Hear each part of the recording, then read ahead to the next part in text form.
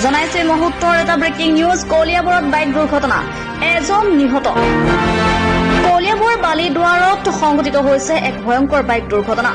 শিলঘাট ঢিং মাথৰি পথত নিয়ন্ত্ৰণ হেৰুৱাই গছত খুন্দা মাৰি দুৰ্ঘটনাত পতিত হয় এখন বাইক আৰু দুৰ্ঘটনাটোত থিতাতে নিহত হয় বাইক আৰোহীজন ৩ নং গাখীৰখাতিৰ উমেশ ৰাজক।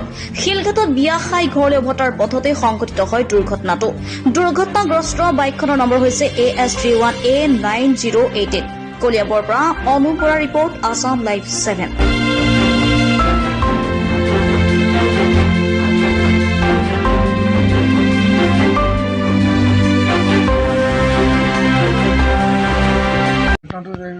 বিয়া খাব আহিছিলে। বিয়া খাওঁতে ঘৰ ফালে গৈ আছিলে, 9টা ৰাতি হৈছিলে। যাওঁতে আগতে এটা লাইন চাপ্লাই বনাইছে, তাতে এক্সিডেণ্ট কৰিছে। শিমুল গাছ পৰিছে, শিমুল গাছ খুন্দা মাৰি পষ্টত পৰি ল'ৰাটো এটা হাত ভাঙিছে সোঁ চাইড। তাৰপিছত আমালোকে থানাত, শিলঘাটৰ থানাত জনালে এনেকৈ উমেশ ৰাজভৰ, দেউতা ৰূপচন্দ ৰাজভৰ, এনেকৈ শ্বুট হৈছিল হেৰি ল'ৰাটো। তেতিয়া আমালোকে গম পাই আহিলোঁ ইয়ালৈকে। তাৰপিছত জখলাবন্ধা গ'লোঁ, জখলাবন্ধাত ডেট বুলি ক'লে।